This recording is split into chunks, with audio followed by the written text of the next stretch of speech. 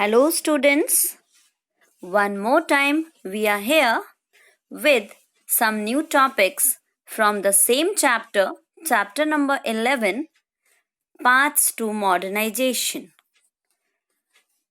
If you remember, in the last video, we discussed about Japan, how Japan got modernized, how Japan could reach the position where it is in present time, and how Japan could rebuild itself as a global economic power even after the defeat in the Second World War.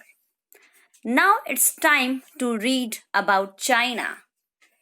As on your screen you can see China, that is one of the most leading and important country of Asia.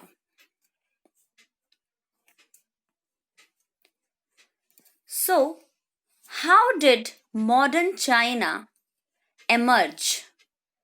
As you know, modern history of China revolved around how to regain sovereignty, ending of the humiliation of foreign occupation, and about equality and development. So, these were the three main principles and basis on which the modern China started to be built up.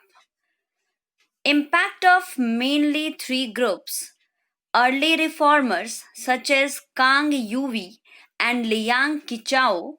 They thought about using traditional ways to overcome the challenges that were in front of China for making it modern. Another group was Republican revolutionaries such as Sun Yat-sen, who was the first president of the Republic of China. The third ideology came from the Communist Party of China, CCP, who wanted to end inequalities and drive out the foreigners from China. Modern China came in the picture after 16th and 17th centuries. And even introduction of astronomy and mathematics in China is a part of that modernity. After that happened an event known as the Opium War. First Opium War that held between 1839 to 42 between UK and Qing dynasty of China. Actually, we have to discuss a little bit about the opium trade. What was the opium trade? The demand for Chinese goods such as tea, silk, and porcelain created a serious balance of trade problem. Western goods did not find a market in China, so payment had to be in silver. What actually was happening? Chinese items were having market in Western countries, but in return, the Western countries and Western goods were not having their market in China. That means the money was not coming return to the Western countries from China. The East India Company found a new option for growing opium in India. They sold the opium in China and gave the silver that they earned to the company agents in Canton in return for letters of credit. The company used the silver to buy tea, silk, and porcelain to sell in Britain. This was the triangular trade, also known as the opium trade, and this trade was being dealt among Britain, India, and China. That means Britain was now making India grow opium.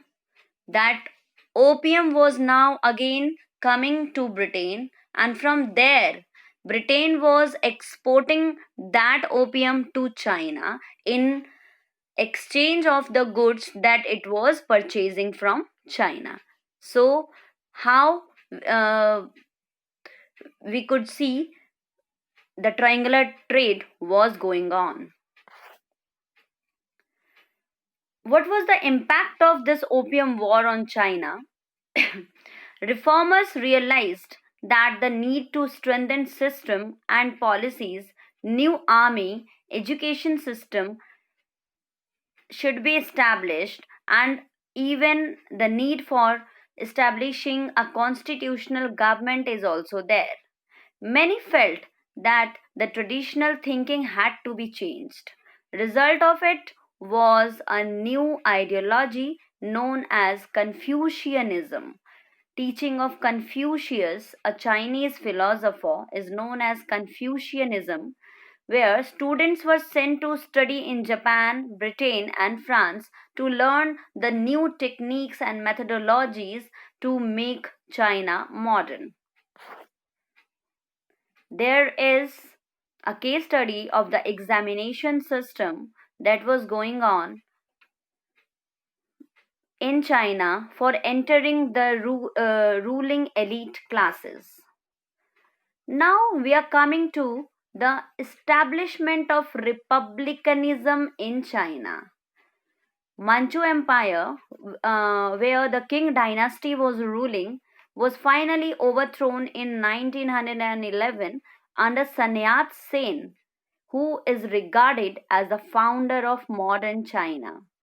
His program was called the Three Principles, San Min Chui in the Chinese language, that were nationalism, democracy, and socialism. Sun Yat sen basically wanted to focus on these three principles to make China a democratic and a modern country. Now, Republican Revolution in China. Social and political instability led to an angry protest and demonstration of the common people on 4th May 1919. This protest was actually against the decisions of the post-war peace conference. China was ally of the victorious side led by Britain, China in the Second World War and even in the First World War. The China was promised by the Allied power that whatever territories were seized by them of China before the world wars, they would be returned back to China by those powers, but this was not done. Protest became a movement led to various reforms in China by the reformers. Emergence of two political parties, they were Guomindang, also known as National People's Party, and the CCP, Chinese Communist Party, to unite the country. Now, what was Guomindang Party trying and how it was trying to attempt to unite the country? Guomindang Party identified four great needs of each and every Chinese, and they were clothing, food, housing, and transportation. Launched military campaign to control warlords, encouraged women to cultivate four virtues: appearance, speech, work, and their role confined to the household. Industrial growth was slow, working hour was long, and conditions were bad. Social and cultural changes also developed.